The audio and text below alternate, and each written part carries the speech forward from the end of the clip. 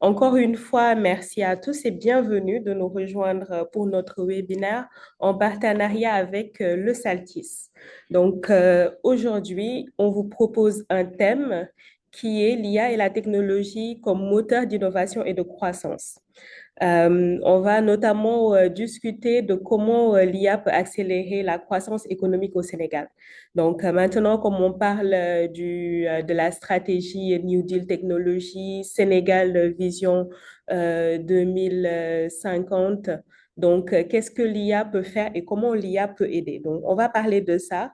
J'ai le plaisir d'avoir avec moi donc Weji qui est partenaire avec Database. Donc, dans le cadre du Saltis, Ibn Soumaré et Ndiaïdia. Donc, je vais leur laisser la parole tout à l'heure pour se présenter. Et assez rapidement, donc, je vais vous dire quelques petits mots sur moi. Donc, moi, c'est Maguette Touré, directrice technique de Database. Je suis ingénieure en mathématiques de formation, passionnée par les mathématiques, la science, les technologies, voilà, la création, en gros. Et chez Database, ce que nous faisons, c'est proposer des formations. Certains d'entre vous, je pense, peut-être ont suivi quelques-unes de nos formations autour de l'IA, alors qui est disponible gratuitement sur notre plateforme, qui enseigne un peu ce que c'est que l'IA et comment est-ce que tout le monde à son niveau peut l'utiliser. On propose aussi d'autres formations en analyse de données avec Excel, création de tableaux de bord avec Excel, avec Power BI, mais aussi d'autres cours plus poussés pour les ingénieurs, data scientists, data analysts, data engineers. Et à part ce côté formation, nous faisons aussi pas mal de prestations de services. Nous mettons à disposition de nos clients, voilà, dont vous voyez certains là ici, leur logo, des IA personnalisés, des chatbots pour leur application web, par exemple, des infrastructures data pour faciliter l'accessibilité et l'utilisation de leurs données. Voilà, on leur met en place notamment ce qu'on appelle des data warehouse. Et pour d'autres clients qui sont plus avancés, nous leur mettons en place des solutions IA personnalisées de détection de fraude, par exemple, selon leurs besoins, ou de scoring crédit, etc. Donc voilà pour Database. Donc assez rapidement, je vais laisser la parole à peut-être Ndiaye qui n'est pas encore là, mais du coup, Ibnou, je te laisse la parole et je te laisse te présenter. Ok, déjà bonjour à tout le monde et merci pour l'invitation. Donc, Maguette, merci pour cette invitation via votre plateforme, que c'est très impressionnant tout ce que vous faites et très intéressant d'ailleurs. Également à Ndiaïdia et à Wedi par rapport à cette initiative. Donc, moi, je vais me présenter, c'est-à-dire que je suis quelqu'un qu'ils ont rencontré en cours de chemin. Donc, de base, je suis un financier avec notamment une concentration assez forte sur la réflexion de la stratégie en entreprise. Voilà, donc aujourd'hui, je suis là à titre de, on peut dire, pratiquant d'IA, mais également de quelqu'un qui le voit comme une opportunité pour faire un levier sur beaucoup de business. Donc l'idée, c'est concrètement à quoi ça peut aider, on commence à aider, en fait, on peut dire, les entreprises à évoluer de manière très opérationnelle, très pratique dans leur activité. Donc de leur apporter de la valeur pour eux et pour leurs clients. Donc, c'est peut-être sur ce volet que je vais beaucoup plus développer l'aspect. Et aujourd'hui, prendre l'exemple peut-être sur mon cas, parce que moi, je viens du monde des marchés financiers, parce que de base, comme je vous l'expliquais, je suis un ancien gérant de fonds d'investissement, ancien analyste financier, donc on peut dire financier de manière très large. Et l'idée, c'est de voir justement des applications pratiques de l'IA dans différents secteurs et vous montrer que ça intéresse tout le monde, aussi bien dans le monde, on peut dire, de l'entreprise économique que dans la vie sociale. Donc, l'idée, c'est de vous montrer un peu que vous ayez une vue vraiment à 360 sur ces différents aspects et en espérant que ce soit une séance véritablement utile pour tout le monde. Merci beaucoup Oui, à vous. eh ben, c'est ce qu'on espère et je suis sûre que ça le sera. Et nous, on est très impatients aussi de savoir comment est-ce que la finance peut participer à la croissance économique de notre pays et comment notamment la finance et l'IA peuvent en fait accélérer du coup cette croissance. Euh, alors, du coup, sans plus tarder, donc, je vais laisser la parole à Weji Khan, donc, qui est notre partenaire, coordonnatrice du Saltis. Weji. Merci beaucoup, Maguette. Merci à tous. C'est vraiment un plaisir de vous retrouver pour ce webinaire essentiel qui débute officiellement une série de webinaires sur toutes les thématiques qu'on aura abordées lors du SALTIS et sous le thème comment l'IA peut-elle accélérer la croissance économique du Sénégal. Donc, on aura discuté plus en profondeur sur ça. Et en tant que coordonnatrice du Saltis 2025, je suis vraiment honorée de porter cette initiative qui place l'intelligence artificielle au cœur de notre développement. Donc, le fait de coordonner cet événement qui mobilise à la fois des talents, mais pas que, des idées, des énergies aussi, de tout un écosystème qui rassemble à la fois des chercheurs, des startups, institutions, investisseurs. Donc, le Saltis, c'est vraiment un carrefour de l'innovation technologique au Sénégal. Et on valorise aussi l'écosystème IA sénégalais à travers tout ce que l'on organise comme activité au cours de l'année, mais aussi les sujets qui sont discutés lors du Saltis et les personnes qui sont mises en avant à travers leur travail, à travers aussi leur motivation et tout ce qu'ils font pour vraiment faire bouger les choses. C'est aussi une promotion de l'éducation, de l'entrepreneuriat et de l'inclusion, parce que comme on a eu à le définir, on a un objectif qui est très précis en termes d'inclusion, mais aussi sur la partie éducative, en commençant vraiment par les jeunes filles de la classe de CM2 jusqu'au niveau supérieur pour que qu'on ait plus de jeunes qui vont s'intéresser à ces métiers de l'IA, mais aussi plus de femmes mises en avant et qui travaillent sur ces métiers-là. Le Saltis, pour finir, c'est vraiment un espace de dialogue, de solutions, de challenge aussi et d'innovation où on met en avant tout ce qu'il y a de meilleur en termes de technologie, en termes d'IA au Sénégal, en Afrique et aussi dans le monde. Et on est en parfait alignement, comme je le dis toujours, avec les stratégies nationales, la vision Sénégal 2050, le New Deal technologique. Merci beaucoup, Maguette. Eh ben, merci beaucoup à toi, Weji, pour cette présentation. Alors, on a hâte aussi de discuter alors, comment est-ce que le Saltis, notamment dans le passé, mais aussi maintenant, contribue très fortement à l'intégration des technologies dans la stratégie même du gouvernement et du pays. Donc, très hâte d'en discuter là aussi. Alors, est-ce qu'on a Ndiaye avec nous? Oui, je suis bien avec vous. Bonjour, Maguette. Super, Bonjour à bonjour tous. Ndiaye, comment vas-tu? Ça va et toi? Ça va très bien, merci. Très bien. Écoute, très heureuse de t'avoir avec nous. Du coup, je te laisse te présenter. Merci Maguette, merci. Donc, c'est un honneur pour moi d'être ici pour participer à cette session d'échange très, très intéressante. Donc, moi, je m'appelle Ndiaye Dia, je suis ingénieur de formation, donc spécialisé en intelligence artificielle. Et donc là, je travaille dans le secteur des télécommunications et par ailleurs, je suis également cofondateur et CEO de la startup Djangat et aussi ancien coordonnateur du Saltis que Wiggy présentait tout à l'heure.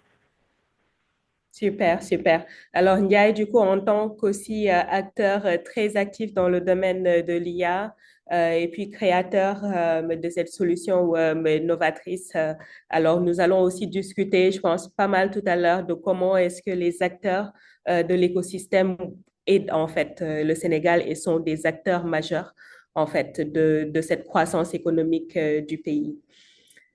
Et du coup, sans plus tarder, donc, on va lancer notre thème, le thème du coup qui nous réunit aujourd'hui. Donc, comment l'IA peut accélérer l'innovation et la croissance économique au Sénégal. Et du coup, on va parler de plusieurs choses, mais on va notamment discuter du rôle de la technologie dans le développement d'un pays.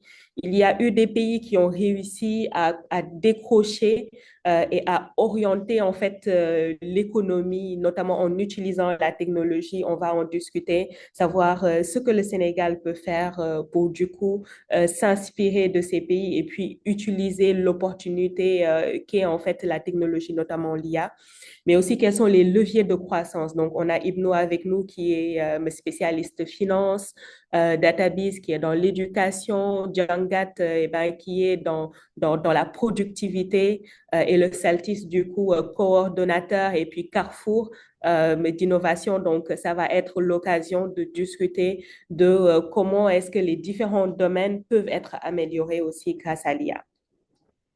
Donc, sans plus tarder, Wedji, est-ce que tu peux nous parler alors un peu plus en détail des objectifs du Saltis cette année et de ses ambitions et nouveautés?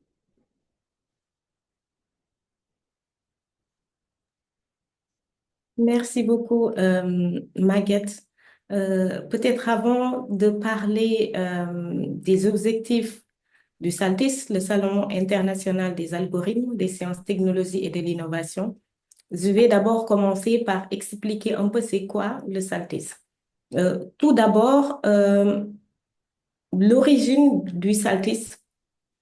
Le SALTIS est vraiment né d'une conviction qui est très forte, c'est-à-dire que l'intelligence artificielle, ce n'est pas seulement un enjeu scientifique ou économique. Parce que quand on parle d'IA, beaucoup de personnes pensent à des robots, ils pensent à l'économie, mais ce n'est pas que.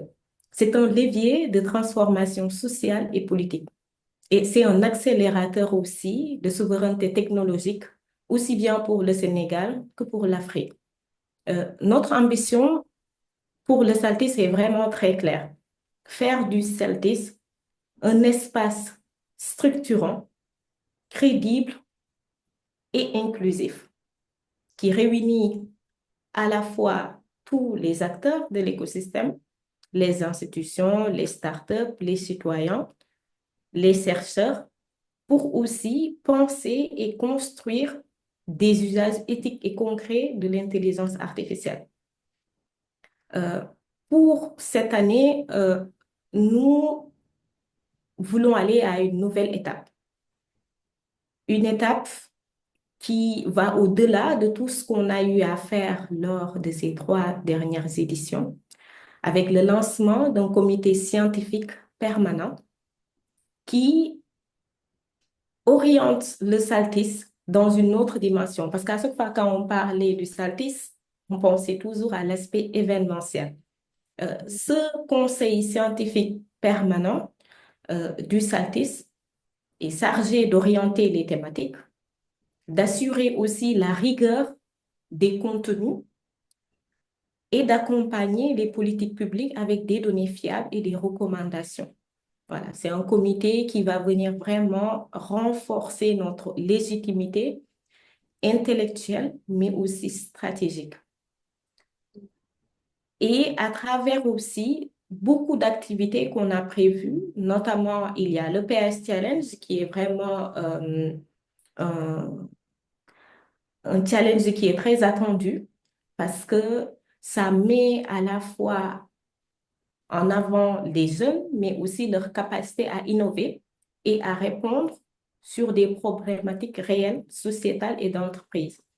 Il y a l'atelier IA et L, sur lequel on travaille avec Sénégalise Tech.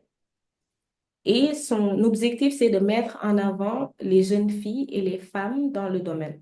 Donc, c'est vraiment exclusivement orienté féminin, si je peux dire comme ça, pour aussi booster vraiment la participation des femmes dans ce domaine. Et enfin, il y a aussi la partie éducative où là, on veut faire comprendre aux jeunes toutes ces notions que l'on utilise quand on parle d'intelligence artificielle, des notions très basiques. C'est quoi une donnée? c'est quoi l'intelligence artificielle, comment on l'utilise aussi et comprendre aussi les différents enjeux du New Deal technologique. Parce que les jeunes, ils sont vraiment impliqués, enfin, ils sont très concernés par ça. Par contre, il manque la compréhension et à travers des contenus qui sont vraiment très clairs, en partenariat avec des startups qui travaillent vraiment sur ça, arriver à montrer aux jeunes ce qu'est l'intelligence artificielle, leur faire comprendre cela, mais aussi aller plus en profondeur avec, enfin, sur des aspects de sécurité, de cybersécurité, pour aussi mieux Mm. protéger leurs données et encadrer aussi leur utilisation des réseaux sociaux. Mhm.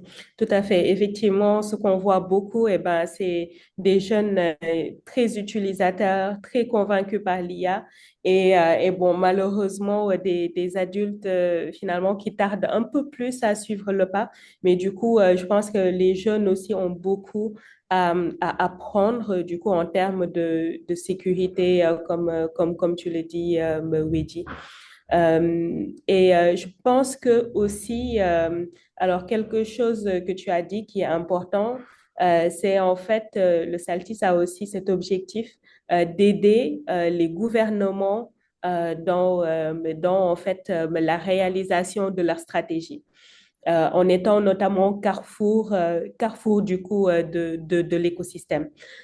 Et du coup, justement, en fait, comment est-ce que de façon concrète, le Saltis a aidé le gouvernement donc dans la politique et le développement technologique? Merci beaucoup, Maguette, pour la question.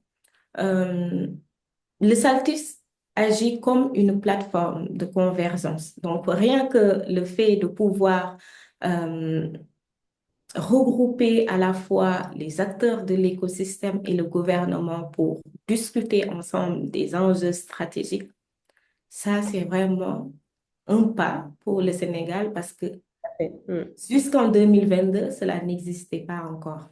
Le mm, Saltis, il permet de faire dialoguer à la fois les politiques publiques, la recherche, l'innovation, mais aussi les citoyens qui sont très concernés par ces sujets-là. Il mhm. contribue activement à la mise en œuvre aussi de la vision Sénégal 2050 à travers toutes les thématiques qu'on a développées et toutes les activités qui seront menées aussi euh, tout au long de l'année, enfin, du New Deal technologique, mais aussi des stratégies nationales de l'IA et des données. La Ouais, première- tout à fait. Lors de Mm, la première édition en 2022, on n'avait pas encore de stratégie IA et de données. mhm. Le SALTIS a vraiment contribué à la mise en œuvre de ces stratégies en montrant vraiment l'urgence de pouvoir encadrer l'usage de l'intelligence artificielle. Tout Et à à fait. travers Mm, les conférences, enfin, les tables rondes, les challenges aussi que l'on organise, les expositions, les différentes publications que l'on fera aussi dans le cadre du comité scientifique du SALTIS.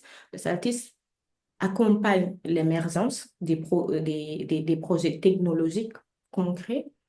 Il mhm. révèle des talents aussi et les startups innovantes et surtout, il influence aussi les décisions publiques en formant les décideurs à l'impact de l'IA. Et ça, c'est vraiment là où on veut aller à travers le comité scientifique du SALTIS. Mhm, tout à fait, tout à fait. Il est important d'avoir cette plateforme et ce rendez-vous-là pour permettre à ces acteurs et au gouvernement d'échanger ensemble.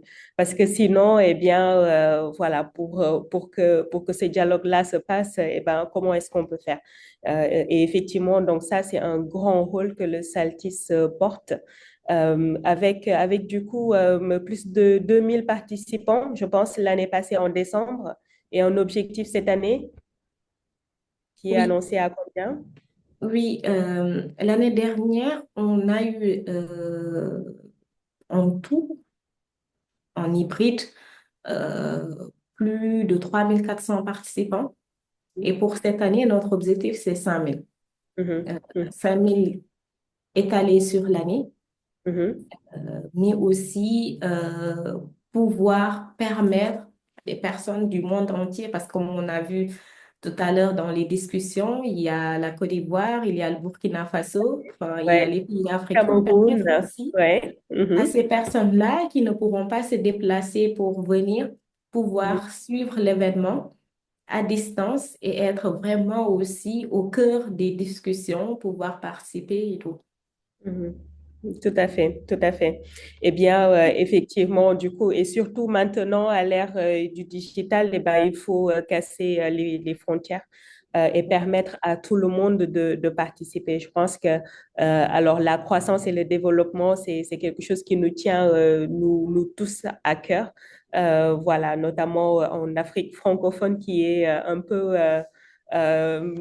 peu derrière, malheureusement, les pays africains anglophones même. Et du coup, alors pour rebondir sur ça, donc Ibnou, j'ai une question pour toi. Donc, en tant que spécialiste en analyse financière, euh, que, que dirais-tu du rôle que joue la finance et l'inclusion financière, étant donné qu'il y a énormément d'économies informelles dans le pays? Quel est du coup son rôle dans la croissance du Sénégal? Voilà. Donc, merci pour la question, dont je salue même toute la pertinence. Voilà. Tout d'abord, je pense qu'il convient de rappeler quelques éléments, peut-être que certains d'entre vous déjà connaissent. Donc, l'idée, c'est déjà de voir comment est structurée l'économie sénégalaise. Donc, juste en deux ou trois mots. Mhm, L'économie sénégalaise, c'est quasiment 90% d'informel. Donc, ça signifie qu'il y a très peu d'entreprises qui sont dans le domaine formel, qui sont concernées par la fiscalité, ce genre de choses. Et en même temps, c'est quasiment 99% de PME. Donc, on peut dire qu'essentiellement, c'est une économie informelle et PME. PME sont les petites entreprises. Donc, les entreprises, ce ne sont pas les grandes entreprises comme celles dont on parle le plus souvent, comme Sonatel, Sedima ou autres. Donc, ce sont de très petites structures qui constituent l'écosystème, on peut dire, entrepreneurial dans le pays. Donc aujourd'hui, la finance, en fait, son rôle, comme le nom l'indique, c'est de financer l'économie. Maintenant, il y a différentes modalités pour ce faire. Parce que quand on parle de la finance, il faut comprendre que c'est un mot valise, en fait. À l'intérieur de la finance, il y a plusieurs finances. C'est comme quand vous dites le Sénégal. mhm, Quand vous parlez du Sénégal, il y a plusieurs régions. La réalité de Dakar n'est pas celle de Tambacounda, et ainsi de suite. La finance, c'est exactement la même chose. Comme un mhm, pays, quand vous rentrez dans le pays, il y a différentes régions. Il y a la finance bancaire, donc qui approche justement la logique du financement via la logique bancaire, qui est une logique beaucoup plus de bailleur. Il vous prête de l'argent que vous ramenez. Il y a d'autres formes de finance, on peut dire alternatives, de plus en plus, qui sont permises et qui sont directement connexes à l'épanouissement, on peut dire l'avènement des technologies, comme le crowdfunding par exemple, qui sont vraiment assis sur ces technologies. Donc il y a tout un ensemble financier qui viennent en fait avec cette technologie. Donc l'idée de la technologie, c'est de rapprocher. Donc, ça nous ramène même à la question qui nous unit aujourd'hui. C'est quoi le rôle de la finance? C'est de financer l'économie, de permettre aux gens qui ont des besoins de capitaux qu'ils puissent en disposer. Et mhm, la technologie aujourd'hui est un vecteur qui permet de rapprocher ces demandeurs de capitaux et ceux qui ont ces capitaux. Aujourd'hui, je vous donne un exemple très simple. À travers des plateformes qui existent, il y en a beaucoup, à travers le crowdfunding ou à travers les marchés financiers, deux personnes qui, en principe, ne se seraient jamais rencontrées peuvent se rencontrer et régler mutuellement leurs besoins. Ça dit que sans mhm, se connaître nécessairement. Vous mettez votre argent dans une société qui devient rentable, vous permettez à la personne de mener à bien son projet qui a peut-être une finalité socio-économique, et de l'autre côté, vous avez un retour sur investissement. Donc, c'est une rencontre, en fait, c'est une forme de logique de marché, d'offre et de demande. Donc, de mhm. ce point, la finance, c'est véritablement cela qu'elle apporte en tant que telle. Donc, ça permet justement de donner des opportunités d'investissement. Et la technologie est, on peut dire, comme un facteur, c'est comme un multiplicateur, c'est comme un levier qui permet de faciliter ces liens. On a vu qu'aujourd'hui, si vous regardez bien, les solutions bancaires que vous avez de base, vos banques et tout, de plus en plus offrent des services qui ont un lien avec la technologie. Je pense notamment aux facilités de passation entre, par exemple, votre compte bancaire et, par exemple, les formules de mobile money. Tout cela, c'est dans une logique, on peut dire, de facilitation. Donc, de rapprocher cette finance dans son objectif de financer l'économie vis-à-vis de ces gens qui ont des besoins de capitaux. Donc, essentiellement des entrepreneurs, ainsi de suite. Voire même des fois dans des usages sociaux, parce que tout n'est pas en finalité de recherche de profit nécessairement, mais des fois, il y a des usages, on peut dire, beaucoup plus qualitatifs d'intérêt Ouais. sociétal. Ouais, c'est ça, Voilà, humanitaire. On voit beaucoup de crowdfunding, notamment c'est dans ça, le domaine social, santé, humanitaire. tout Tout à à fait. fait, tout à fait. Voilà. Et du coup, il y a aussi pas mal d'investissements en faveur un peu de la fintech. Alors, Mhm. quelle est un peu ta vision là-dessus? Alors, pourquoi? Et du coup, est-ce que, du coup, selon toi aussi, c'est un axe prioritaire pour les investissements? Voilà, c'est un axe prioritaire parce que, en fait, j'ai l'habitude de dire qu'un projet, si on veut être assez, comme on dit, coupé de manière grossière, en fait, c'est essentiellement deux choses. Mhm. C'est le projet et son financement. Donc, le Mhm. projet, c'est sa qualité intrinsèque, sa valeur apportée. Qu'est-ce que, en fait, l'engagement, le sens que ça amène pour le porteur du projet. Donc, c'est tout ce que vous pouvez trouver comme, on peut dire, attente de fonds dans un business plan. Donc, c'est moins, derrière les chiffres, en fait, il y a une dimension qualitative qui est importante. Mhm. Mais au-delà de ça, il y a la partie financement. C'est-à-dire que les fintechs aujourd'hui, cela est un cadre d'opportunité pour elles, aussi bien en tant que dans leur dimension financière que dans leur dimension technologique. L'enjeu de tout cela, c'est qu'aujourd'hui, en fait, on peut dire par rapport à tout ce qu'on est en train de dire. Quand je parle d'informel, l'informel, regardez, le problème, c'est une question de visibilité. C'est-à-dire que quand on dit un pays à 90% d'informel, de manière assez imagée, c'est comme une pièce dans laquelle vous rentrez, il y a 90% d'obscurité. Mhm. C'est-à-dire qu'on ne dit pas que les choses n'existent pas, mais on n'a pas de visibilité dessus. Ouais, tout à fait. Donc, les outils comme les fintech, en fait, permettent justement de dissiper comment on dit, cette obscurité. Et cela, en fait, donne une plus grande marge de manœuvre, en fait, aux politiques pour agir en connaissance de cause. Parce que l'idée, quand vous prenez des décisions dans une économie, il faut que ces décisions soient informées. Sans Mhm. cela, en fait, vous êtes en train de faire du... C'est comme, en fait, je ne Et sais un pas, peu vous dans lancez le votre... futur. Ouais, Voilà, ouais. vous êtes en train David, de dans le tâter le futur, on terrain. espère. Mhm. Voilà, c'est assez vague. Donc, on va aller vers une logique de précision. C'est-à-dire que comme, je ne sais pas, dans le domaine de la Mhm. médecine, c'est d'autant plus est devenue efficace quand elle est devenue plus précise, en fait, dans son action. C'est à peu près la même chose qu'aujourd'hui qu'on peut faire, mais à l'échelle de l'économie, avec notamment, parce que vous le savez, l'économie, c'est quelque chose de très complexe. Vous Mhm. pouvez trouver, en fait, des milliers de personnes qu'on rend sous la même catégorie, mais qui ont chacune leur réalité. Mhm. Avec des outils comme les fintech, avec ce que nous permettent aujourd'hui l'IA, on peut s'avancer en fait dans un niveau de complexité qu'on n'aurait jamais pu penser par le Mhm. passé. Voilà. Et Oui. cela, en fait, c'est de la valeur, ça apporte de la valeur. Ça permet, je donne un exemple très simple. Aujourd'hui, un chatbot très simple, là où auparavant, supposons, si vous étiez un entrepreneur, ainsi de suite, vous étiez obligé de parler à chaque client un à un. Mhm. Mais un chatbot peut parler à plusieurs personnes à travers le monde. Vous voyez le levier, en fait, c'est que ça Mhm. décuple. Quand vous Mhm. aviez un support, je ne sais pas, un support de publicité, un flyer, ce genre de choses. Quand vous le teniez en main. Alors qu'aujourd'hui, un message qui passe par WhatsApp ou ainsi de suite, il est viral en fait. Vous le mettez Tout dans à des groupes et tout ça se diffuse à une échelle exponentielle. Mhm. Donc voilà des choses que cela vous permet en fait, en termes d'information, en termes de financement même, en fait, de possibilités. Je me dis qu'aujourd'hui, comme on est une population qui est essentiellement jeune, en fait, l'idée c'est surtout de créer du mouvement, c'est-à-dire que de la cinétique en fait. Il faut que les choses bougent. Donc, de créer vraiment ces liens-là, que ça ne soit pas quelque chose de statique. Parce que, comme on dit, vous avez deux leviers habituellement quand vous êtes un pays. Soit vous avez la démographie, comme la Chine, ou Mhm. soit si vous n'êtes pas populé, si je peux me permettre l'expression, il faut jouer sur la vitesse, en fait. Donc, c'est Mhm. l'idée qu'on a pour les nôtres, en fait. Et pour l'État, cela fait des retombées essentielles. Parce que si ces entreprises, si ces gens qui sont porteurs de projets bougent, derrière, en fait, la fiscalité va s'en trouver, on peut dire, épanouie. Donc, l'État y trouve Exactement. son compte, la société y trouve son compte, et en même temps, ça permet de congédier un des fléaux de notre pays, qui est le problème de l'emploi. Parce que les gens ne le savent pas, mais l'IA, c'est un facteur d'entrepreneuriat puissance 1000. Il n'y a pas besoin de beaucoup de choses Mhm. pour véritablement Mhm. se lancer. Et cela Mhm. nous ramène, je pense, à quelque chose qui est essentiel à notre époque. Ça, je parle beaucoup plus aux jeunes s'ils sont avec nous. Mhm. Aujourd'hui, de se dire financier ou de se dire, je ne sais pas, médecin ou de se dire c'est juste indicatif. Mhm. Il faut développer la capacité à apprendre à apprendre, si je peux me permettre l'expression. Donc, il Totalement. faut être très ouvert d'esprit, il faut être totalement au taquet parce que toutes ces choses sont des opportunités. Si j'étais un financier de manière brute, peut-être que je serais resté en fait sur les modèles, les concepts, le paradigme financier. Mais C'est ça, aujourd'hui, des avec marchés l'IA, en fait, ça me financiers permet, peut-être ça me prend le modèle. appris un peu de l'Occident.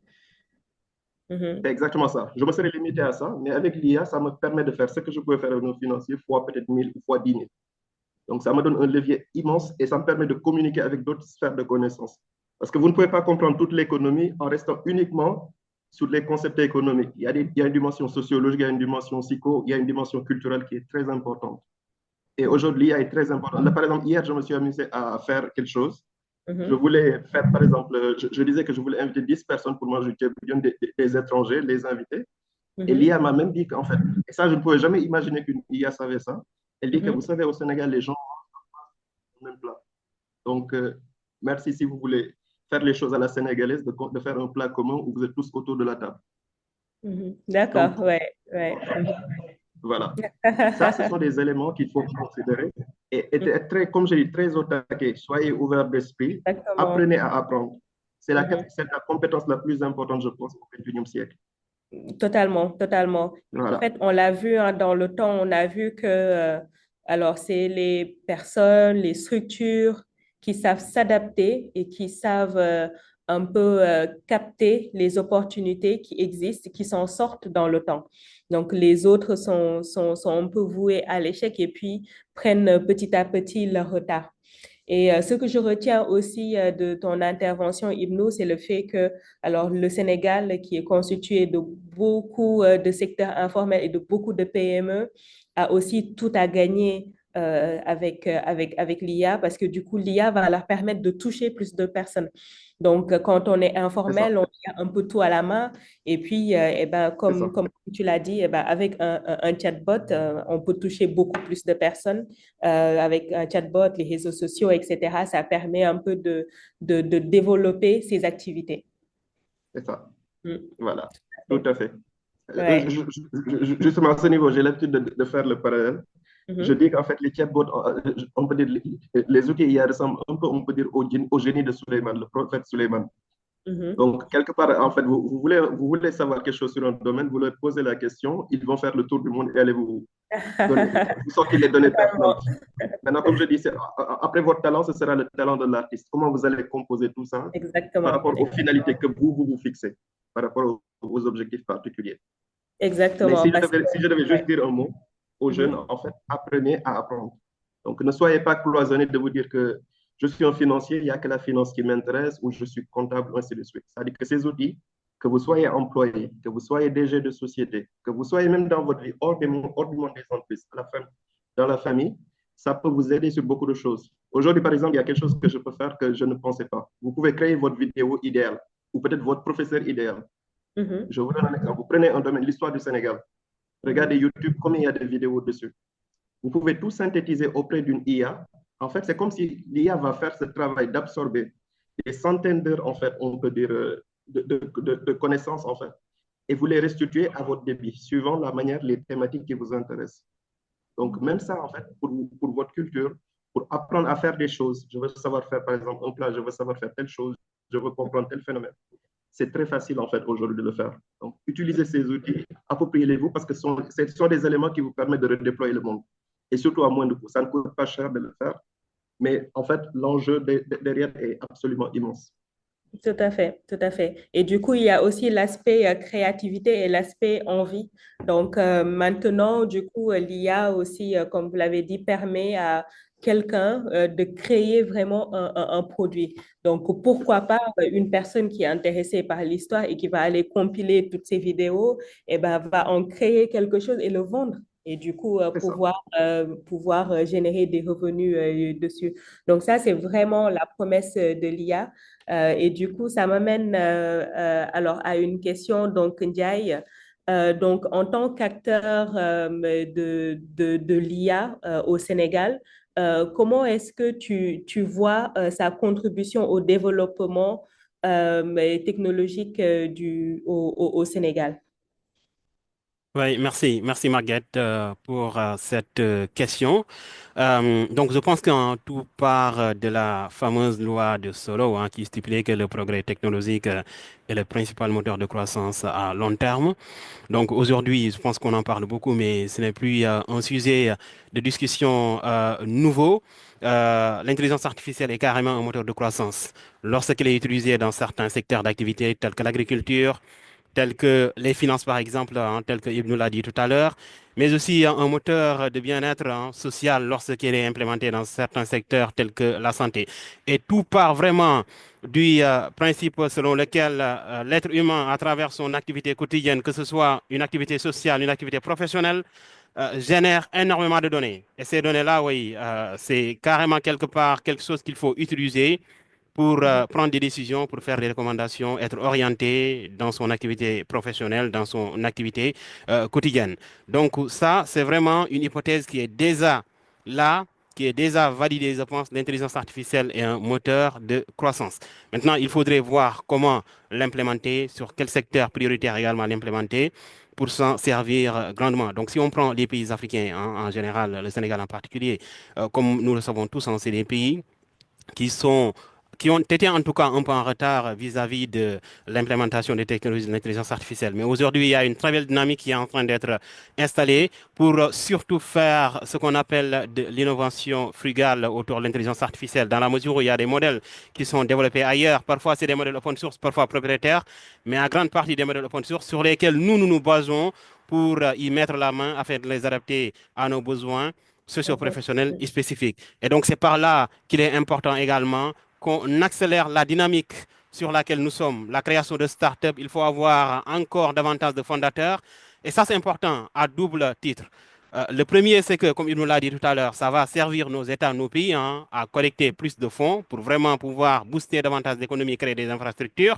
Mais également, ça permettra aux jeunes de s'insérer professionnellement. Parce que si on crée des startups qui travaillent autour de ces projets-là, d'IA, de ces projets technologiques, mais les jeunes seront absorbés tout simplement à travers des projets qui sont très intéressants dans ces structures-là. Et ça nous permettra, s'ils y ajoutent un troisième volet, ça nous permettra aussi d'avoir des solutions locales qui sont développées à un niveau local. Parce que comme vous le savez, hein, développer une solution en Chine qui est par la suite utilisée en Afrique n'aurait pas la même approche de résolution des problématiques africaines qu'une solution qui est développée en Afrique. Parce que moi, si je développe une solution, ben, je comprends quelque part les problématiques réelles en Afrique et je vais adapter la solution en fonction de ça.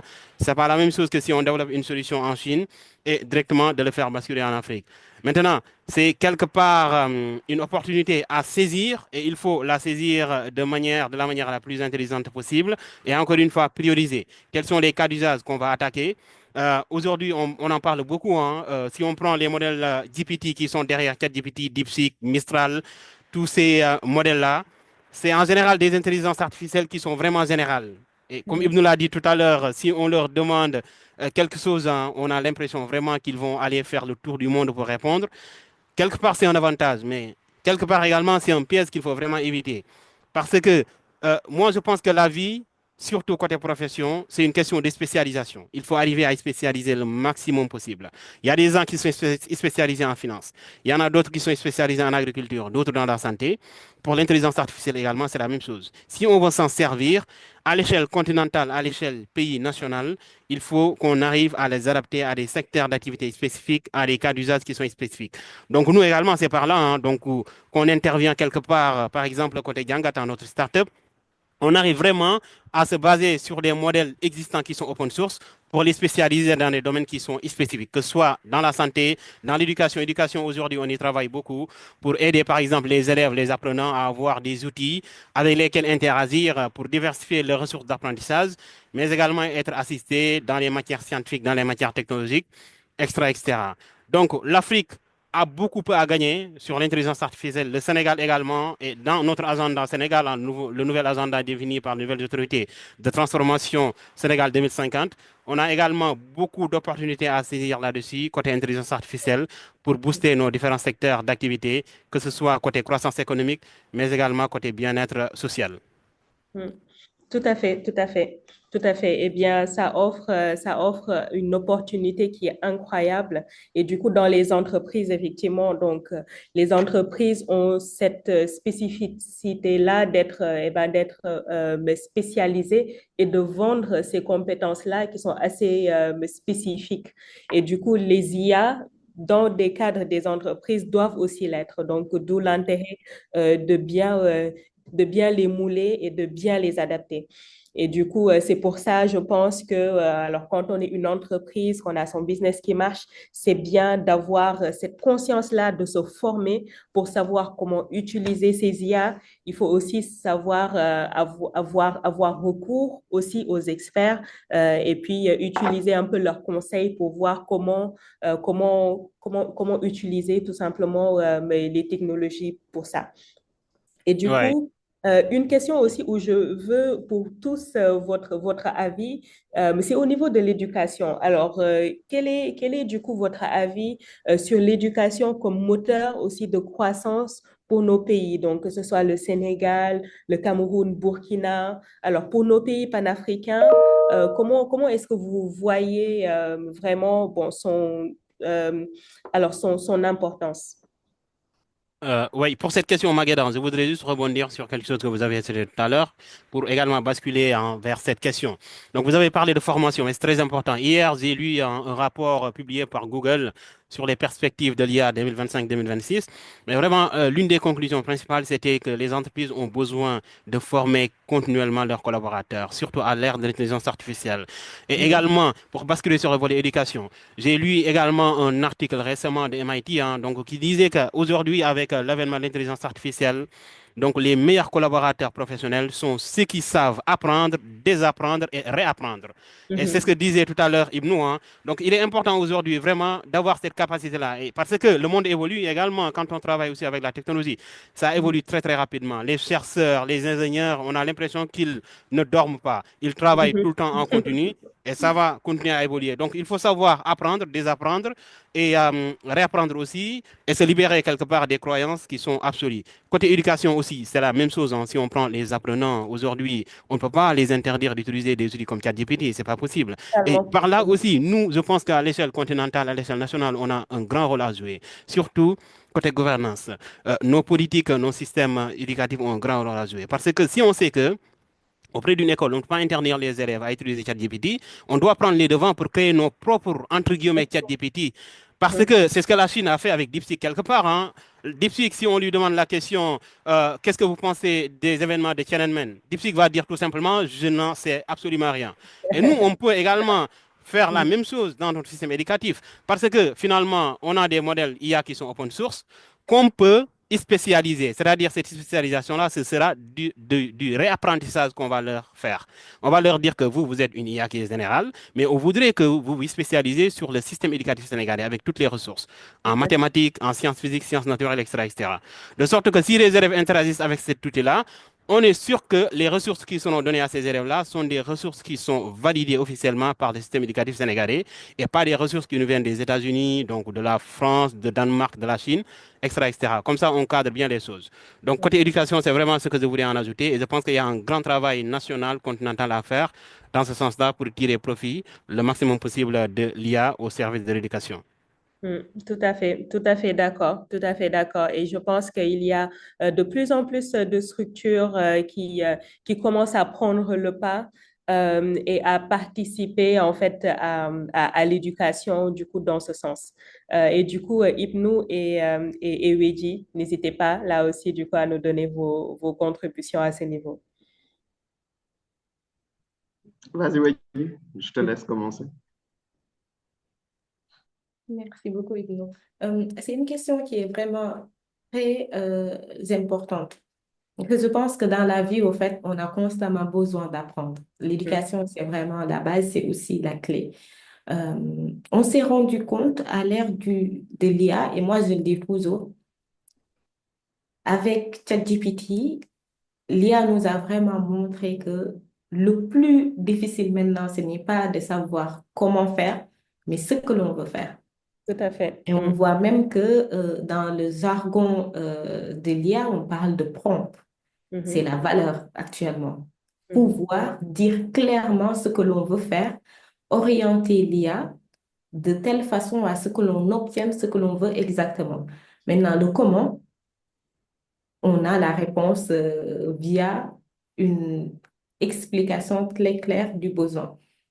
Et avec le programme éducatif sénégalais, on s'est tous rendu compte que c'est un programme qui est inadapté à l'ère de l'IA. Et c'est un programme aussi qui pousse les jeunes à parqueriser, à se restreindre sur un périmètre où on dit que c'est ça la vérité et pas à une ouverture et une créativité.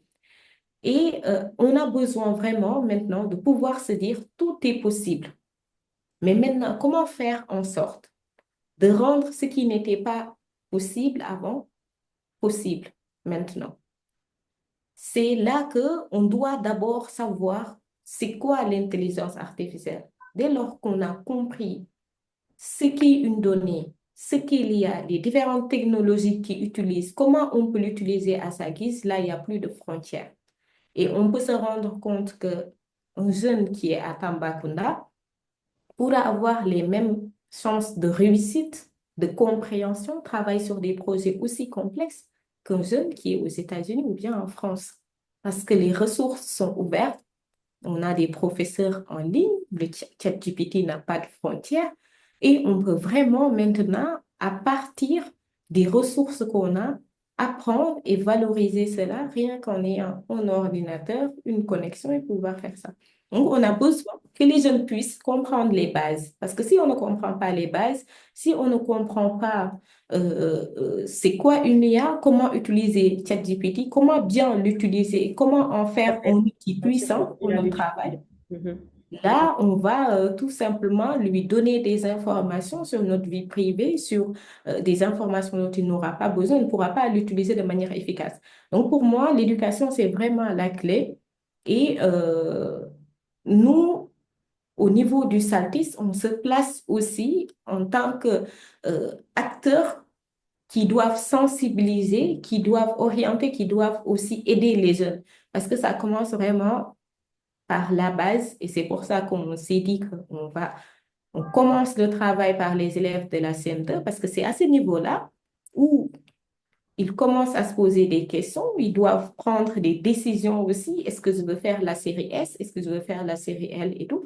Et où ils sont aussi en âge de comprendre un peu c'est quoi une donnée, c'est quoi un ordinateur, comment on peut l'utiliser et tout, pour que les jeunes s'intéressent plus à ces métiers-là, enfin, sur ces sujets-là, et qu'on puisse aussi, à travers la formation, les aider, les guider jusqu'à ce qu'ils puissent aussi être, comme on dit, des champions africains qui pourront aller conquérir avec les pays puissants aujourd'hui sur ces domaines technologiques.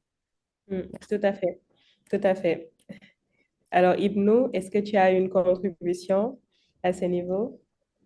Oui, bon, déjà, ils ont dit, je peux dire, l'essentiel de la question. Mhm. Maintenant, par contre, il y a juste peut-être un point, je vais essayer de spécifier. Parce que quand on parle d'éducation, pour moi, l'éducation, c'est comme le 0 ou le 1, en fait, de tout ce qu'on fait dans le développement d'un pays. C'est-à-dire Mhm. que quand l'éducation n'y est pas, c'est comme un 0. Quand ça y est, ça décuple tout le reste. Donc, Mhm. l'éducation, en fait, moi, je me dis, c'est l'enjeu du savoir, pas au sens intellectuel du terme, mais au sens appliqué, on peut dire incarné de la chose. C'est-à-dire que l'éducation, c'est du savoir incarné, en fait.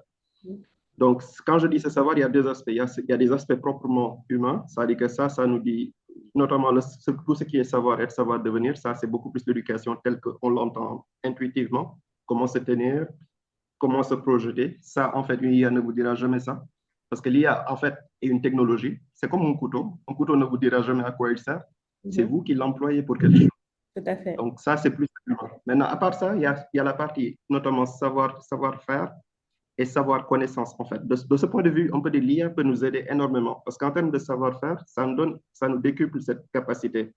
Aujourd'hui, comme le disait tout à l'heure Wedi, en fait, et notamment juste avant Ndiaye, l'idée, ce n'est plus la question n'est plus, le problème n'est plus le comment, en fait. C'est-à-dire que Mhm. c'est à vous de définir votre quoi, votre solution, votre objectif. À part de là, Mhm. vous avez structuré, vous allez ajuster l'outil par rapport à votre objectif. Donc, l'idée par rapport à l'IA, c'est un peu ça. C'est-à-dire qu'aujourd'hui, il y a beaucoup de jeunes, par exemple, je pense qu'il y a une thématique très courante chez les Africains qui disent qu'il faut qu'on se réapproprie notre histoire et tout. Aujourd'hui, il y a des tomes Mhm. qui ont été réécrits avec des historiens africains. On pourrait mettre ça en bande dessinée. Je pense qu'il y a un de nos confrères, Mbagné, qui propose ça la dernière fois. Ça, Mhm. c'est un élément utile. On peut notamment pour l'entreprise également faire justement des filières d'activité et les rendre totalement accessibles. un peu comme ce qu'on avait fait avec le projet de l'encyclopédie, pour ceux qui savent, du temps de la Révolution française. L'encyclopédie, juste pour tout le monde, c'était juste un endroit où c'était un document, l'équivalent d'un grand dictionnaire, où il y avait tous les métiers qui étaient écrits et établis de A à Z. C'est-à-dire que vous voulez devenir charpentier, on vous explique de A à Z le process. Aujourd'hui, un document comme ça, à l'ère de l'IA, vous imaginez ce qu'on peut faire avec.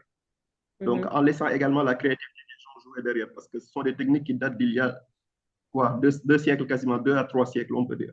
Donc, on peut faire énormément sur ce genre de choses. Donc, l'idée, c'est de reprendre ces éléments et d'aller plus loin. Donc, moi j'ai une foi immense, en fait, dans la créativité humaine, parce que j'estime qu'elle n'a pas de limite. Elle a la limite que vous voulez imposer. Mais sinon, en fait, c'est comme la musique. Il y a 7 notes. Dites-vous que toutes les musiques passées, toutes les formes de style que vous pouvez imaginer, le jazz, le salsa, le mbalax, tout ce que vous pouvez, se trouve dans ces 7 notes. Ce sont des arrangements, tous comme ceux qui n'ont pas encore été créés. Donc, la créativité, elle est absolument infinie. Elle dépend que de votre capacité à avoir, en fait, des intervalles qui n'ont pas été exploités. Et ça, ce n'est pas, comme je dis, l'IA qui le fera à votre place, mais c'est l'humain, en fait, dans cette capacité. Voilà, donc c'est un peu ce que je voulais rajouter par rapport à le point. Oui, tout à fait. Si tu me permets également, oui, vas-y, Ibnou. J'ai vu juste une question, en fait, sur une personne qui me posait la question par rapport à l'IA, par rapport notamment aux institutions, à l'inclusion financière. En fait, elle pose la question de manière très simple. Pourquoi, par exemple, les mamans, par exemple, qui s'organisent n'arrivent pas véritablement à essaimer parce qu'elles sont dans l'informel, elles n'arrivent pas à structurer, on peut dire, leur activité à large échelle. La question, en fait, l'enjeu de ce que vous me posez la question, c'est comment on passe d'un petit espace à un grand espace. C'est-à-dire comment on passe d'un lac, on peut dire, à un océan. Donc, l'idée, c'est précisément de se formaliser parce qu'aujourd'hui, par exemple, les mamans, on peut dire, qui sont en tontine et autres, lorsqu'elles se mettent dans un schéma assez réduit, elles vont se limiter au cadre local où elles sont.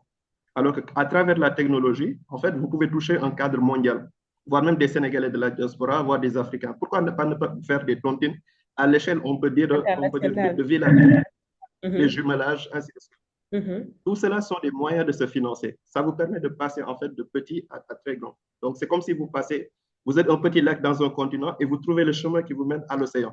Et c'est l'océan, justement, qui va vous permettre d'avoir ce levier de croissance qu'il vous faut. Parce qu'effectivement, avec de petits fonds, ça nous limite, en fait, en termes de ressources. Mais vous pouvez aujourd'hui, à travers la technologie, via les plateformes comme celles dont on a parlé, les crowdfunding et autres, passer à ce niveau supérieur.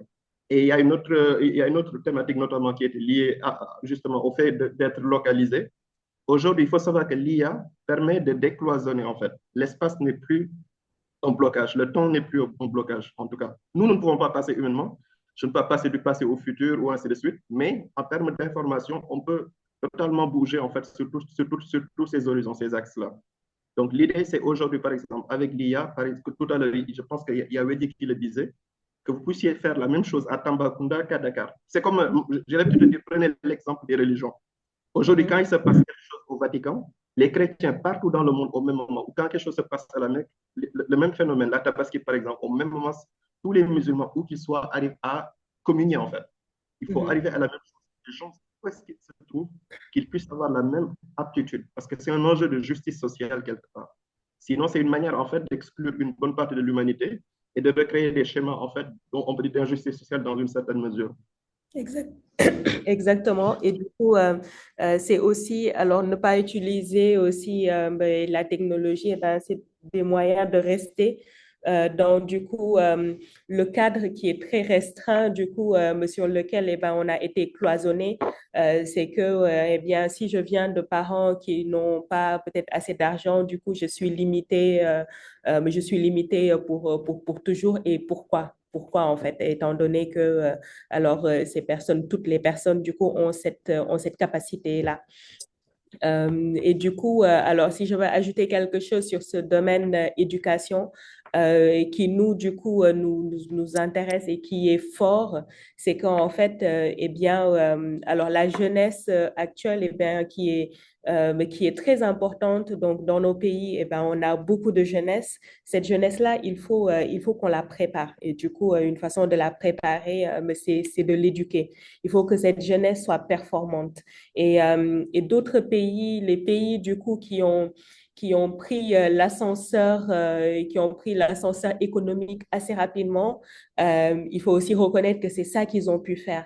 Ils ont ils ont pu investir sur leurs jeunes et du coup leur donner une éducation, des compétences qui font que, eh bien, adultes, c'est des gens qui vont pouvoir créer des business et aussi être performants pour pouvoir soutenir des business.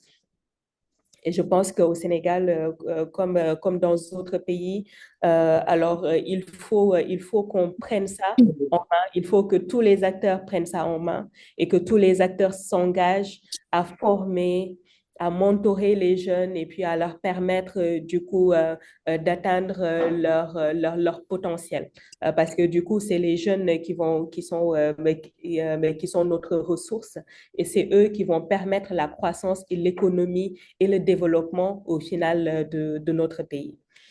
Alors, je vois qu'on commence, on est maintenant à 13 heures. Donc, ce que je voudrais savoir, c'est est-ce qu'il y a des questions, donc en particulier dans notre panel?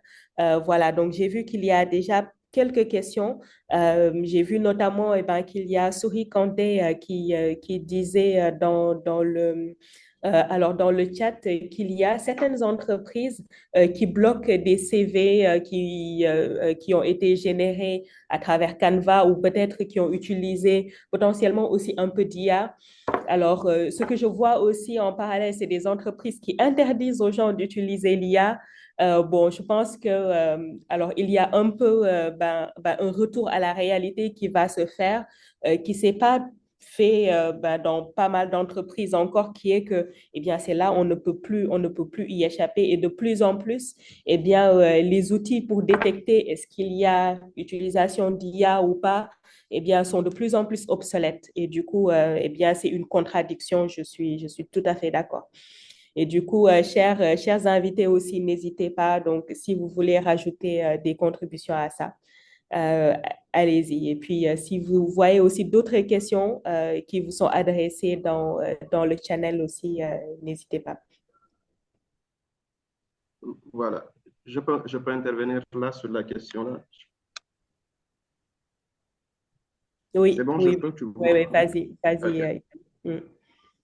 Voilà, en fait, j'étais en train de voir un point, notamment effectivement sur le fait des entreprises qui rejettent l'IA. C'est-à-dire que moi, je couperais la poire en deux. C'est-à-dire que l'un des soucis, dans un sens, c'est qu'effectivement, l'IA peut être un passage clandestin. Parce que je vous donne un exemple simple. Quelqu'un qui n'a pas une compétence peut passer par l'outil pour masquer en fait le fait qu'il ne soit pas compétent. Je pense que c'est cette crainte qui peut justifier. Par contre, si cela se justifie on peut dire, quelque chose de plus dogmatique, c'est plus dangereux. Parce que pour moi, la technologie, c'est un outil qui vous permet d'aller plus loin. Un couteau, il ne faut pas dire que le couteau est dangereux. Autant il vous sert à couper, peut-être, je ne sais pas, la gorge de quelqu'un, mais cela peut vous servir aussi à couper du pain. Donc l'idée, c'est qu'est-ce que vous en faites? Aujourd'hui, il faut savoir que de cette manière, ça a toujours été comme ça dans l'histoire. C'est-à-dire que dans l'histoire, à chaque fois qu'il y a eu des innovations, il y a toujours eu des gens qui ont été réactionnaires. Quand vous prenez au siècle passé, quand l'électricité arrivait avec notamment Edison, il y avait des expériences grandeur nature. On voyait des gens qui électrisaient des éléphants pour leur montrer à quel point l'électricité est dangereuse. Et mauvais, ouais. Aujourd'hui, on ne se conçoit pas vivre sans l'électricité. C'est exactement les mêmes choses qui reviennent, plus ou moins. Donc, si c'est dogmatique, comme tu dis, la réalité va les rattraper. Il y aura un ajustement naturel. À un moment, comme on dit, au début, c'est ridicule. Je pense que c'est quelque part cette idée. Ensuite, ça devient dangereux et à un moment, ça devient évident de ce qu'on peut faire avec. Ça, c'est par rapport à l'aspect d'une révolution. C'est ça. Maintenant, le fait qu'aujourd'hui, par exemple, qu'il y ait ces potentielles personnes qui peuvent se dédouaner de compétences à travers ça, il faut savoir une chose, que l'IA ne vient pas, en fait, j'ai l'habitude de dire que l'IA ne tue pas l'expert. L'IA augmente l'expert. C'est-à-dire que s'il y a des choses qu'un expert faisait de manière automatisée, c'est clair qu'aujourd'hui, une IA le fait mieux. Une IA, c'est loin, une calculatrice. Je vous demande de faire 999 fois 999. La plupart ne me donneraient pas les chiffres ici, alors qu'une calculatrice, ça peut le faire. Une IA, en fait, c'est quelque chose qui est capable de gérer des choses comme ça et d'avoir une intelligence déployée sur un calcul de ce genre. Maintenant, l'idée, c'est de vous dire qu'en fait, quelque part, ça ne dédouane pas du fait d'aller apprendre, comprendre. C'est-à-dire qu'aujourd'hui, on peut raffiner notre capacité d'apprentissage. C'est-à-dire que pour lire l'histoire, par exemple, du Sénégal, s'il me fallait lire les livres, je ne sais pas, de Ibn Ethem, de telle autre personne, aujourd'hui, avec l'IA, comment dire, composer en fait de manière beaucoup plus drastique, lire beaucoup de livres et lire de manière plus intelligente. Ça me Ouais. permet de faire, comme je dis, l'intelligence, elle n'est plus dans le fait de faire les choses à la dure, mais de savoir comment combiner. Ça veut dire que c'est un peu un art, en fait, de savoir comment tirer une substance de quelque chose avec peu de, comment on dit, ne pas trop y déployer trop de temps. Parce qu'aujourd'hui, en fait, l'IA nous fait gagner énormément de temps. Et c'est dommage de ne pas en profiter. Par contre, je suis d'accord avec les entreprises que ça peut être un problème dans la mesure où des gens, par exemple, je pense que notamment ceux qui sont dans l'enseignement peuvent en témoigner. Vous pouvez donner, je ne sais pas, un sujet à quelqu'un, il va le faire donner à lui. En fait, quand vous regardez le schéma, en fait, quelqu'un qui a l'expérience d'utiliser ces outils, il reconnaît rapidement un texte qui a été généré par IA automatiquement. Donc, en fait, prenez le temps, pour ceux qui les utilisent, quand même, prenez le temps d'y mettre votre valeur, en fait. Parce que, imaginez-vous aussi, si, si vous faites le truc par IA que vous me remettez et que moi, je peux le faire comme vous par IA, au fond, quelle est votre valeur ajoutée? À la question. Voilà. Donc, surtout, moi, j'estime que c'est de la responsabilité. Voilà, notamment des gens, il faut les sensibiliser sur ça, mais au-delà, en fait, il faut comprendre pour les entreprises. De toute façon, il n'y a même pas besoin de les forcer. Ils vont le comprendre. Les entreprises qui vont utiliser l'IA de manière intelligente vont les battre parce qu'elles seront beaucoup plus productives. Aujourd'hui, je ne sais pas, avec des éléments comme Gamma ou Perplexity, vous pouvez faire des choses à une vitesse vertigineuse. Voilà. Donc, c'est une nécessité pour ces entreprises qu'elles comprennent en fait que l'IA n'est pas une option, mais c'est une nécessité. Il faut juste l'utiliser avec responsabilité.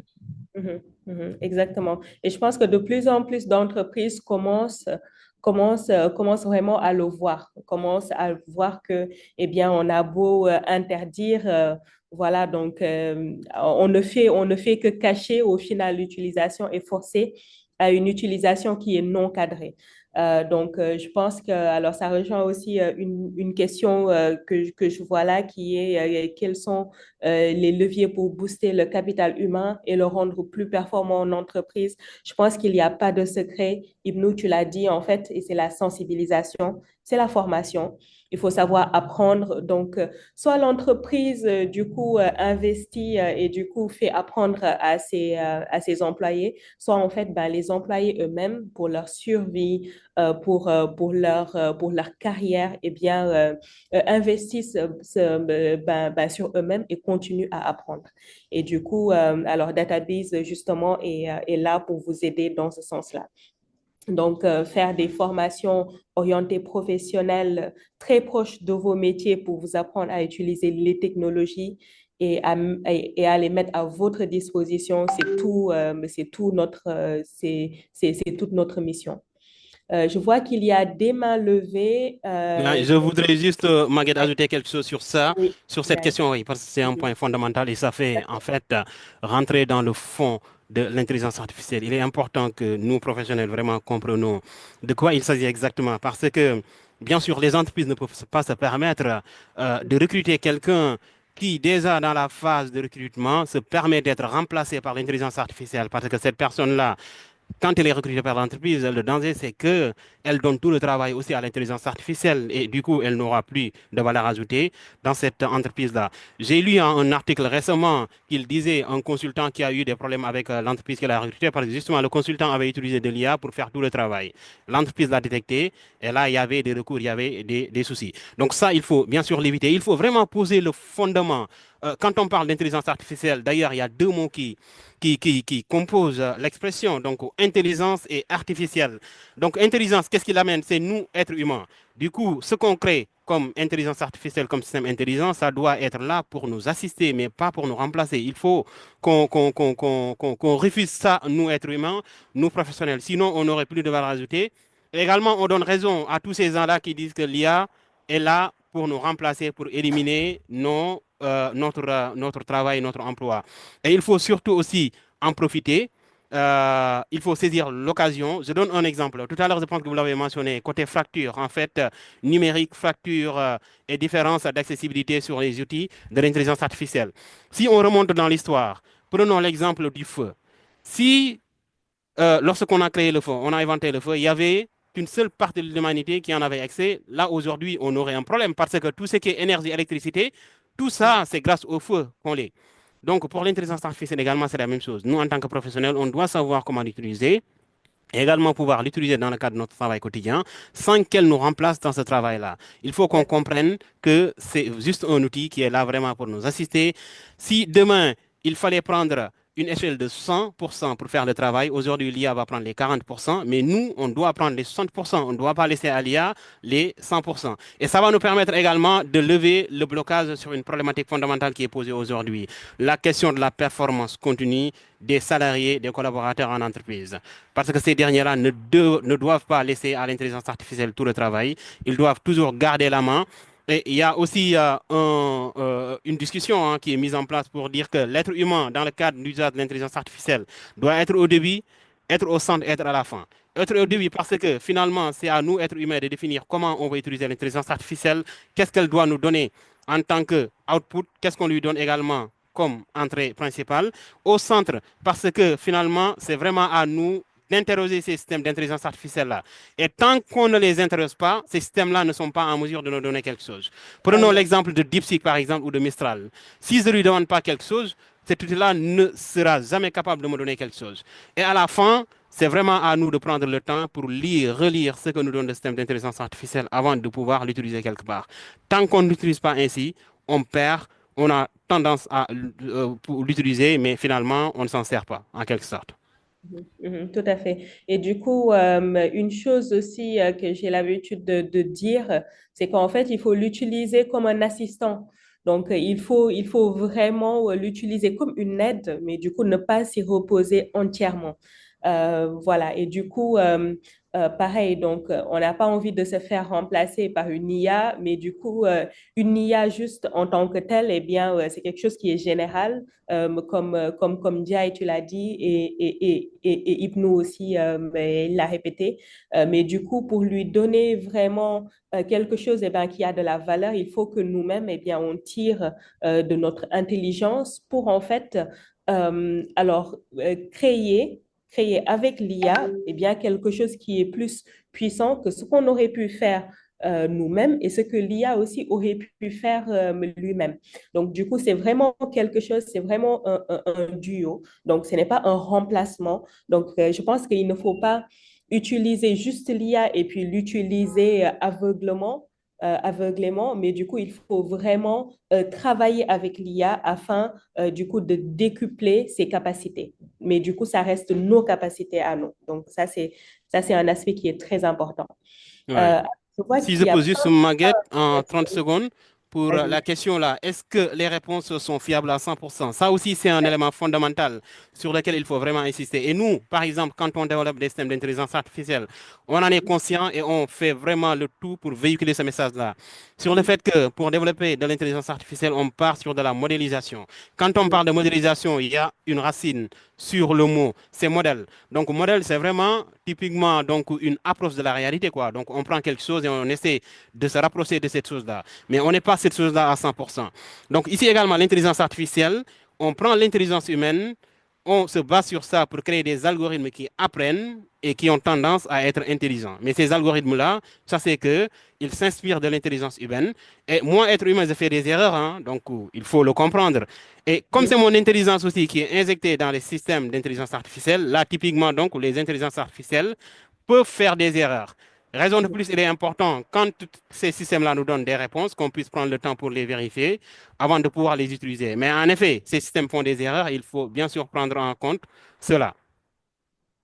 Tout à fait, tout à fait. Donc, alors, il ne faut pas se dire, et puis même, c'est quelque chose que vous allez voir, il y a des messages d'alerte dans les IA qui vont vous dire que ces IA peuvent faire des erreurs. Après, tout leur rôle et leur objectif, c'est de réduire au maximum les erreurs qu'ils font. Donc, ils vont être assez performants, mais du coup, jamais quand même à 100%. Et comme Dia a dit, eh ben, même nous, au final, humains, eh ben, on n'est pas fiable à 100% quand on donne des infos.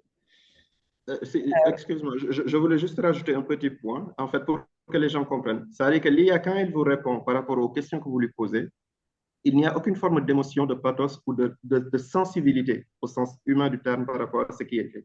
Ça, il faut le comprendre. C'est-à-dire qu'en fait, on ne réalise pas à quel point ça a l'air un peu quelque part magique, parce que quelque part, en fait, que vous lui donnez je ne sais pas, des éléments de simulation assez nombreuses. Supposons vous lui dites que je veux organiser tel événement, voilà les données de simulation. Merci de me proposer quelque chose globalement qui tient. En fait, quelque chose qui ne ressent pas, en fait, qui vous propose quelque chose de structuré comme cela, ça nous fait pas réaliser en fait que derrière, c'est un travail limite froid, en fait, très logique qu'il y a derrière. Il n'y a aucune émotion, même quand une IA, en fait, vous écrit, je ne sais pas, une lettre de rupture ou je ne sais pas, je ne sais pas, pour un Les dating, c'est tabous. totalement dépassionné. Uh-huh. Il faut le comprendre, en fait. C'est totalement dépassionné. Il n'y a aucune forme de pathos derrière. Donc, c'est véritablement quelque chose de purement froid. Et naturellement, ce sont des schémas qui fonctionnent sur des types probabilistes. Aujourd'hui, quand vous avez votre téléphone, quand vous envoyez des messages de manière très simple, souvent, quand vous envoyez un message, le mot suivant, vous avez en fait des propositions de ce genre. Donc, au départ, peut-être la machine, en fait, elle va partir de manière aléatoire. Mais ensuite, de plus en plus, suivant les statistiques, le nombre de fois que vous utilisez des schémas, par exemple, merci de bien vouloir. Donc, dès que vous écrivez merci de bien, il va vous proposer vouloir, en fait. Il va se Ouais. baser sur vos statistiques. Donc, ça, Tout en à fait, c'est comme ça que fonctionne une IA. Et naturellement, il n'aura pas toujours raison. Peut-être qu'une fois, vous voulez dire merci de, je ne sais pas, autre chose. Donc, ce sont des choses qui peuvent arriver. Ou des fois, en fait, un mot peut totalement l'envoyer, comme on dit, dans la nature et elle est totalement à l'envers par rapport à ce que vous lui demandez. Ou des fois, il vous dit tout simplement que je ne dispose pas des éléments pour répondre à votre question. Tout à fait. Il faut comprendre que ce n'est pas quelque chose de parfait. Voilà. Donc, c'était C'est un ça. peu un élément que je voulais rajouter. Ouais, ouais, ouais. Eh bien, merci pour cette contribution. Et effectivement, du coup, donc, quand ça propose des mots, quand ça génère du texte, eh ben, en fait, c'est une suite de mots probables, du coup. Donc, d'où le fait que, eh ben, ça peut changer, d'où le fait que chaque élément, eh ben, dans notre demande ou dans notre prompt peut, du coup, l'envoyer dans une certaine direction. Et du coup, je vois qu'on est déjà à 13h15. On reçoit beaucoup de questions.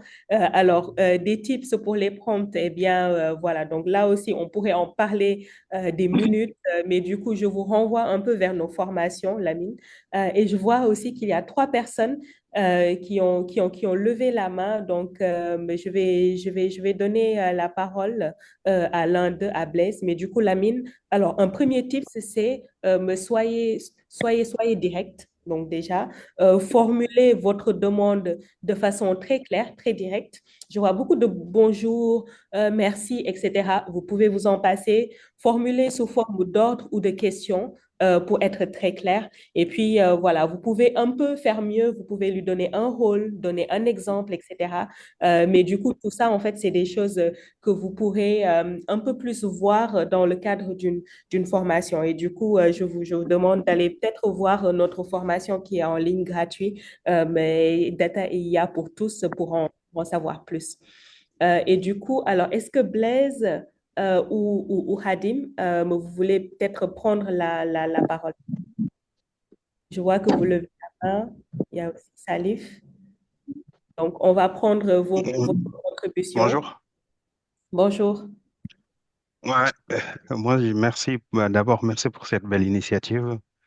Je m'appelle Khadim Lokar. Je suis ingénieur data scientist spécialisé en modélisation mathématique, prévision de consommation d'électricité et gestion des risques financiers. Je travaille actuellement sur Paris et je suis très content de participer à ce webinaire qui, qui prône l'intelligence artificielle au sein du Sénégal, qui est une belle initiative. Ouais, donc pour revenir à ma question, on a beaucoup d'ambition pour l'intelligence artificielle et l'intelligence artificielle accélère Bonjour, l'innovation. bonjour madame, bonjour à tous, bonjour à toutes et à tous les participants. Moi, c'est Monsieur Fofana, je suis Euh, administrateur du groupe dans une société coopérative. Ma désolé, question du est coup, la Monsieur suivante. C'est Fofana. vrai, le conférencier Euh, vient d'étaler les avantages de l'intelligence artificielle, surtout dans le domaine agricole. allô? Et il Allô? voudrait savoir. Alors, je suis désolée, Monsieur Fofana, mais du coup, il y a Hadim qui était en train de parler. Ce que je vais vous demander, c'est peut-être de taper alors un peu votre contribution dans le chat. Et comme ça, eh bien, on peut laisser notre ami Hadim qui avait commencé à s'exprimer continuer. Désolée. Du coup, Ouais, Hadim.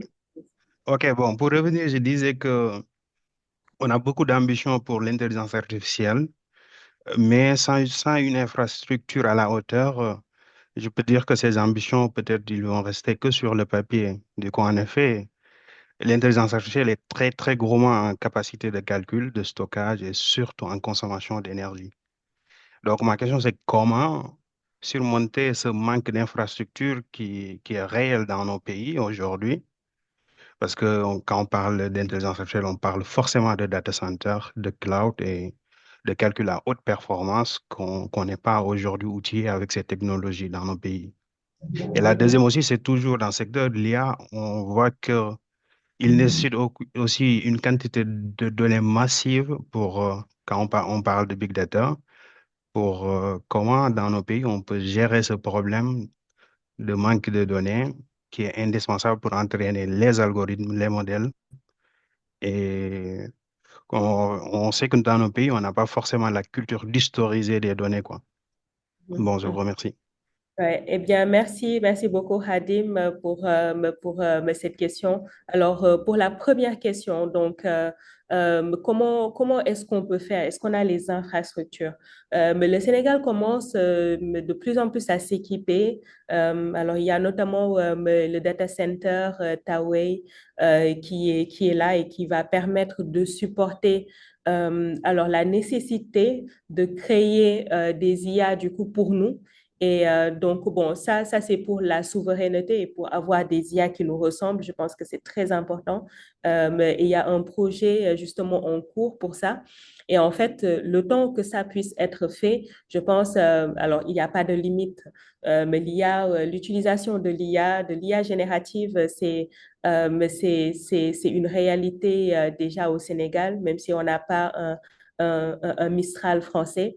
Ce que je vois beaucoup dans les entreprises, ce qu'on aide beaucoup en fait nos clients à faire, c'est d'adapter du coup des modèles qui existent à la réalité en utilisant des techniques comme le RAG par exemple, qui permet de se baser seulement en fait sur la documentation de l'entreprise par exemple. Donc ça permet d'avoir des IA qui sont spécialisées. Donc, du coup, sur le côté infrastructure, je pense que le Sénégal est en train d'être là, à vraiment toutes les bases et dans cette phase-là, du coup, de création, même si elle est excessivement chère, mais voilà, je pense que c'est quelque chose qui est important pour notre souveraineté. Et au niveau des données, eh bien, je pense que vous serez étonnés. Donc, il y a quand même pas mal de données. Je pense qu'il faut faire un peu un grand travail de collecte et d'agrégation, mais là aussi, les acteurs sur le terrain essaient un peu de mettre ensemble tout l'écosystème afin de dire alors qui a quoi comme données et en fait comment est-ce que qui est prêt à du coup partager un peu ces données pour créer ensemble une IA sénégalaise qui va pouvoir parler aussi bien français, anglais que Wolof et Serer et Pulaar. Donc voilà, peut-être que dans un prochain webinaire aussi, on pourra reparler de ces initiatives-là sénégalaises. Mm. Donc, Ouais, nous, peut-être que Si, tu as des choses à rajouter. si je peux juste ajouter quelque chose, hein, il a touché un problème Ouais. fondamental, hein, qui est un problème transversal pour tous les pays, mais juste que il y a des pays qui sont beaucoup plus pragmatiques dans la résolution de ce problème-là que d'autres, hein, notamment nos pays africains. Et c'est la base, c'est en fait le manque de financement. Donc, bien sûr, on le connaît, hein, si on a de l'argent, on peut faire presque tout ce qu'on veut, notamment à côté infrastructure. Et moi, en tout cas, quand on parle ici d'infrastructure côté intelligence artificielle, je pense qu'il l'a cité, hein, ça m'inspire deux choses.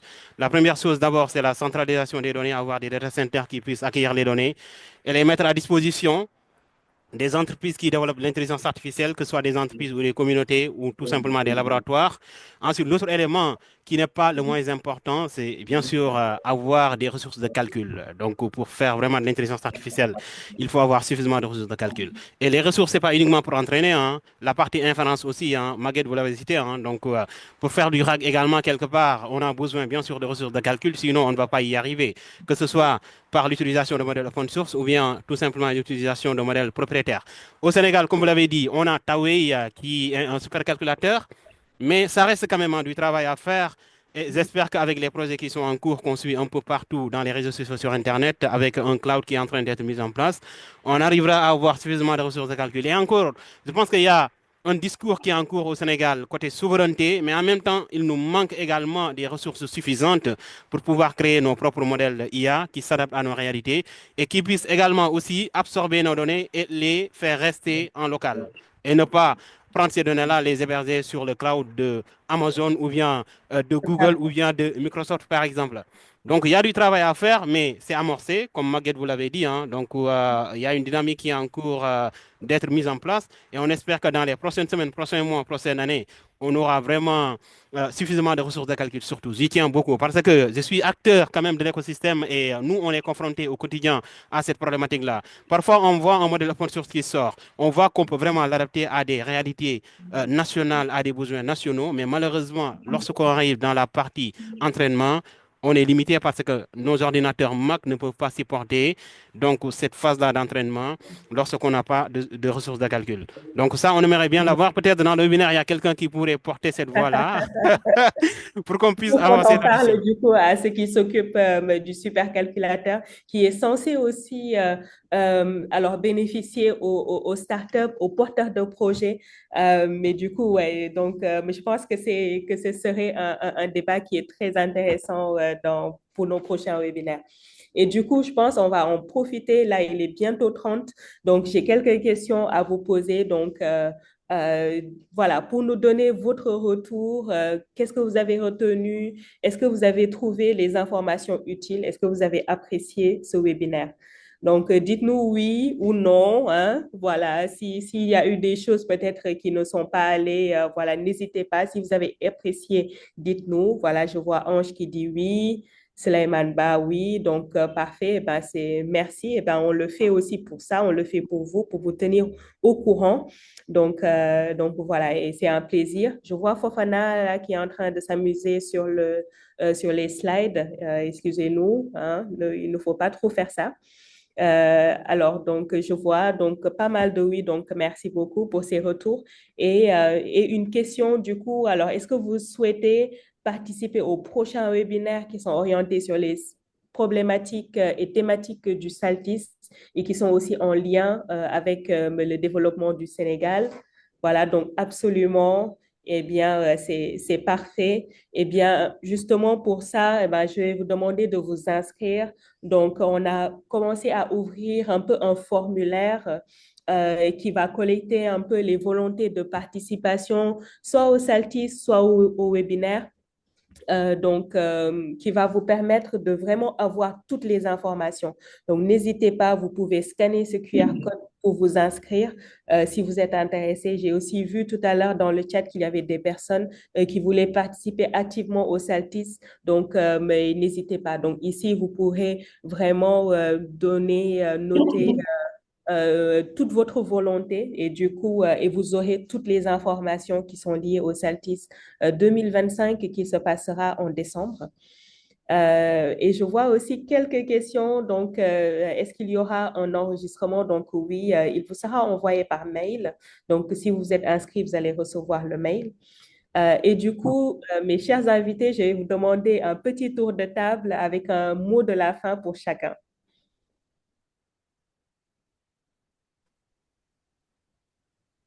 Bon, je commence. Je vais Ouais. laisser après aux autres. Mhm.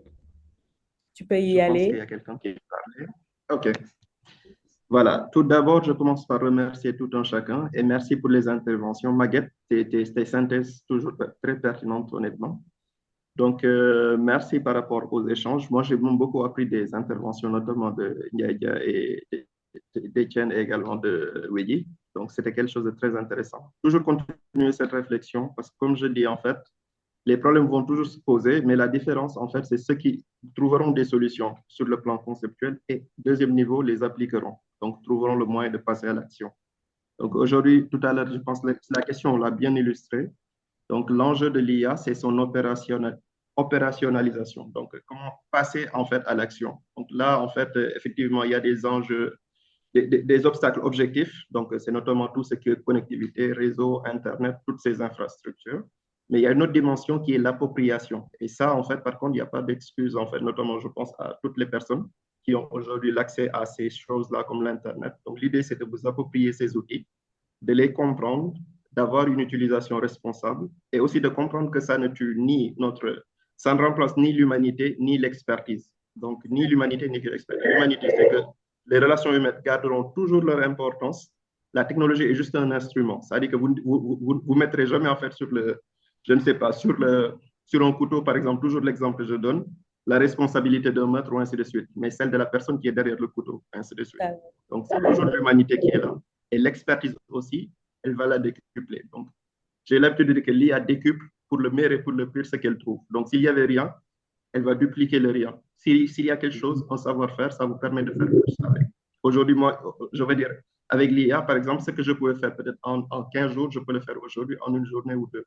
Donc, voilà ce que ça me permet. Ça me permet de gagner 13 autres jours pour apprendre d'autres choses ou développer d'autres choses. Donc, c'est un enjeu de productivité absolument immense.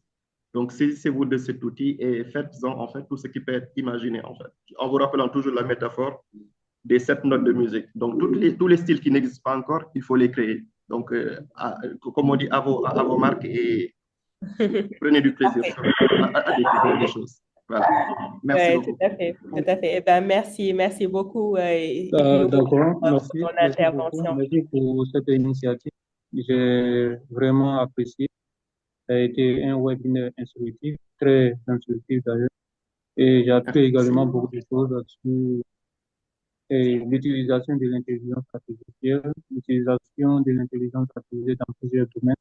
J'ai appris également comment on l'utilise, quels sont les avantages, surtout dans le domaine agricole, notamment partout dans les pays en Afrique. Mhm. Voilà, en particulier aussi en Côte d'Ivoire. Merci également pour l'initiative. Merci également à ceux qui ont été derrière cette organisation-là. Et une très bonne continuation.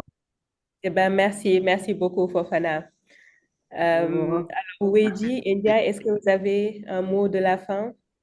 Oui, merci. Merci encore, Magadan, pour l'organisation. Merci, Ibnou, pour les interventions et merci à toute l'audience. Je pense qu'on a besoin de démultiplier ce genre d'initiatives, hein. Nous avons carrément besoin davantage de démocratiser l'intelligence artificielle et ce sera sous 2 niveaux, hein, parce qu'il y en aura qui voudront devenir des experts pour aider l'Afrique, aider le Sénégal en particulier à davantage développer des systèmes d'intelligence artificielle qui s'adaptent à nos réalités, mais aussi pour répondre à des problématiques socio-économiques.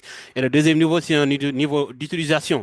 Donc, aider les gens vraiment à comprendre les cas d'usage pratiques d'intelligence artificielle dans le domaine, dans leurs activités professionnelles et personnelles et pouvoir utiliser ces outils-là. Même si on est au fin fond du village, hein, également, dès qu'on a accès à Internet, qu'on puisse vraiment servir de certains outils d'IA pour faire nos activités, pour être augmenté en productivité, etc., etc. Et souvent, ce genre de webinaires-là vont vraiment aider à cela. Donc, il faut les démultiplier.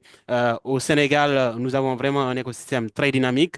Et encore une fois, il est important parce que quand on fait des choses également et qu'on ne sait pas les promouvoir, là, ce n'est pas intéressant. Il faut savoir les promouvoir. Et je pense que ces genres de webinaires-là vont carrément aider non seulement à promouvoir nos activités, donc dans l'écosystème, mais également à promouvoir l'écosystème dans sa globalité. Donc, merci encore une fois pour l'initiative et puis à très bientôt.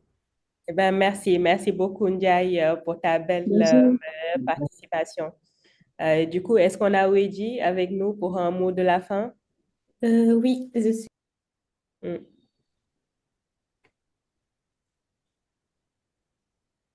Ouais, Wedi? Est-ce que vous m'entendez bien? Ouais, là, c'est bon. Super. Bah, merci beaucoup, Maguette. Merci à tous d'avoir été là et d'être restés jusqu'à la fin.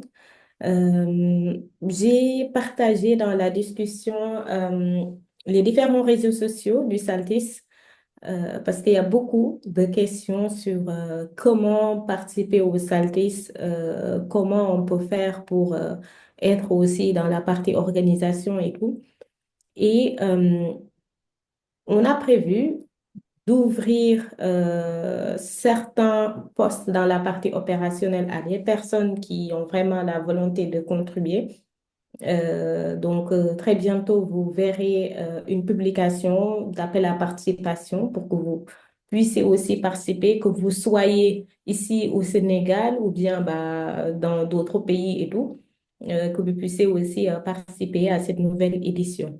Et au niveau du Saltis, on a vraiment cet objectif-là d'impliquer vraiment tous les acteurs, les particuliers, que ce soit les jeunes, les femmes, mais aussi les startups.